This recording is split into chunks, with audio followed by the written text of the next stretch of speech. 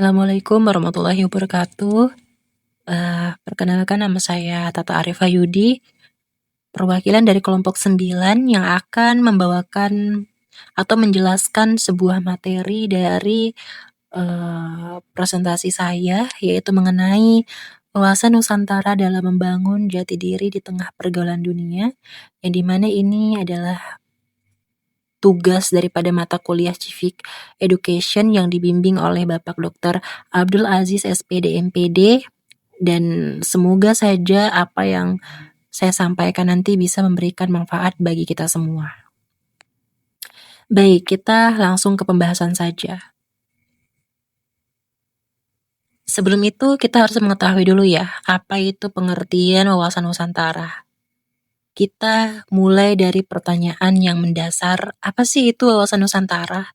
Nah, kalau secara etimologi, wawas itu artinya pandangan, nusa itu artinya kepulauan, dan antara berarti di antara dua samudra. Jadi kalau secara sederhananya, wawasan Nusantara itu adalah cara pandang bangsa Indonesia terhadap jati diri dan tanah airnya sebagai negara kepulauan.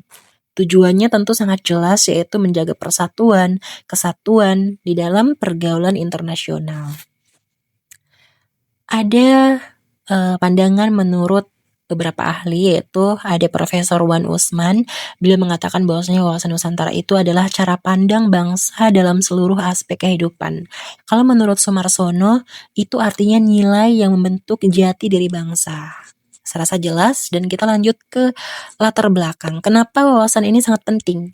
Ya karena tentu kita hidup di negara kepulauan yang penuh keberagaman, ada ribuan suku, bahasa, adat, dan budaya. Itu sebabnya persatuan dan rasa kebangsaan harus diperkuat.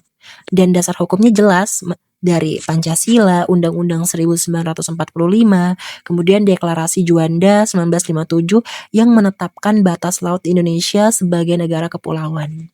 Selain itu, teman-teman sekalian, secara geopolitik, Indonesia ini berada di posisi yang sangat strategis di antara dua benua dan dua samudra. Kemudian kita masuk ke tantangan globalisasi.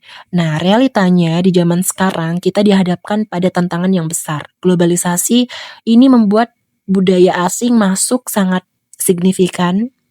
Begitu juga pola pikir yang liberal. Bahkan generasi muda kita mulai lebih bangga dengan budaya luar dibandingkan budaya sendiri. Tentunya tantangan internal kita juga berat, adanya korupsi, lemahnya hukum, degradasi moral, hingga pepercahan sosial. Sedangkan dari luar kita dihadapkan adanya arus individualisme, hedonisme, dan pergaulan bebas. Dampak globalisasi ini tentu sangat banyak ya, kompleks.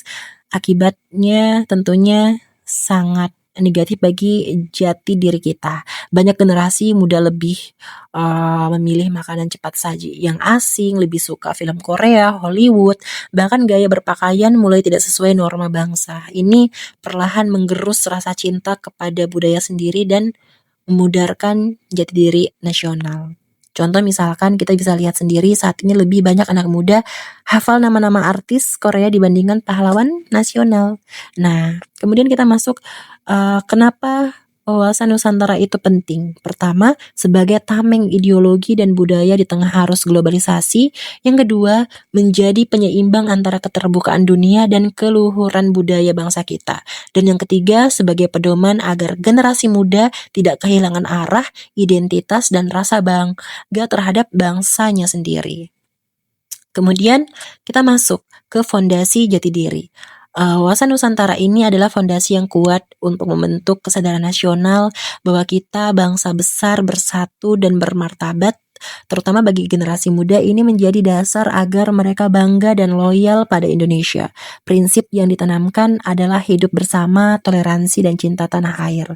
Contohnya misalkan mengikuti upacara bendera dengan khidmat atau aktif di kegiatan sosial kampus. Itu merupakan bentuk kecil daripada cinta tanah air. Kemudian ada bagaimana kita menerapkan beberapa strategi ya, aktualisasi. Yang pertama, menjaga solidaritas antar warga negara. Yang kedua, toleransi terhadap perbedaan. Yang ketiga, semangat gotong royong demi kepentingan bersama. Yang keempat, berperan aktif menjaga keutuhan Negara Kesatuan Republik Indonesia. Intinya, utamakan persatuan, hargai keragaman, bangun semangat gotong royong, dan jaga kedaulatan wilayah. Kemudian, apa sih contoh-contoh nyata daripada orang yang paham tentang wawasan Nusantara? Beberapa contoh sederhana tapi nyata itu adalah seperti membela budaya Indonesia ketika ada klaim budaya dari negara lain. Yang kedua, bangga menggunakan produk lokal seperti baju batik, makanan tradisional, dan musik daerah. Kemudian, meski aktif di dunia global, kita tetap menjaga ciri khas bangsa kita. Gitu. Contoh misalkan lebih memilih produk UMKM daripada produk luar negeri yang sama kualitasnya.